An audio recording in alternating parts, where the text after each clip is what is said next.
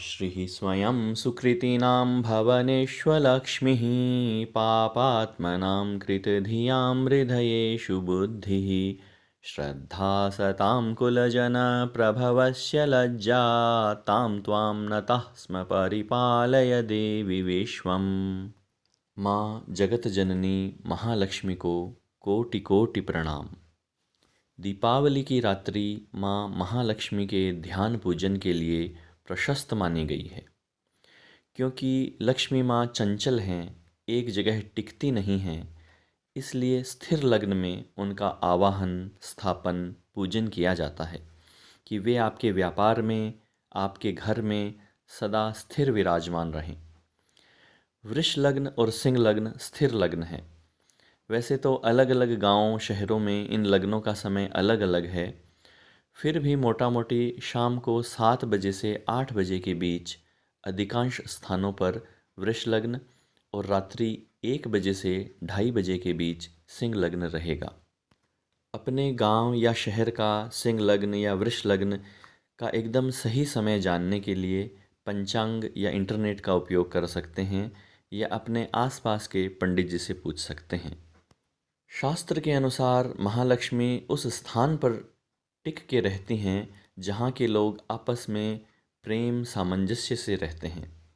बड़ों का आदर और छोटों से स्नेह किया जाता है, जहाँ क्रोध नहीं होता, जहाँ के लोग निंद्रा तंद्रा में समय व्यतीत नहीं करते, निर्भय होकर रहते हैं, किसी तरह का भय मन में नहीं रखते, आलसी नहीं होते और महत्वपूर्ण कार्यों को तुरंत कर डालते हैं, उन्हें लंबा नहीं खींचते।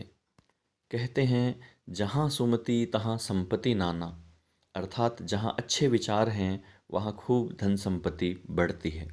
दीपावली की रात्रि को लक्ष्मी जी की पूजा से पहले विघ्न विनाशक, बुद्धिदायक, प्रथम पूज्य गणेश जी की पूजा की जाती है और उनके साथ ही उनकी माता गौरी का भी पूजन होता है। उसके बाद महालक्ष्मी का पूजन होता है। जो लोग विधि विधान से पूजन करते हैं वे गणपति गौरी पूजन के बाद वरुण कलश, षोडश मातृका, नवग्रह, अपने इष्ट देव, कुल देव या देवी और पितरों की पूजा करते हैं। उसके बाद महालक्ष्मी का विधि विधान से पूजन करते हैं, जिसमें महालक्ष्मी जी को जल और पंचामृत से स्नान कराया जाता है, शुद्ध वस्त्र और आभूषण अर्पित किए जाते हैं। आदि शंकराचार्य जी ने मानसिक पूजा को भी अत्यंत श्रेष्ठ बताया है। यानी आप आंख बंद करके बैठ जाएं और कल्पना करें कि सोने और अनेक बहुमूल्य रत्नों के सिंहासन पर अनेक अमूल्य रत्न आभूषणों को धारण किए माँ महालक्ष्मी आपके सामने हैं। आप उनके पुत्र हैं और वे करुणामयी माता हैं और आप श्रेष्ठ से श्रेष्ठ वस्तुओं से उनकी पूजा कर रहे हैं। यह भाव करें।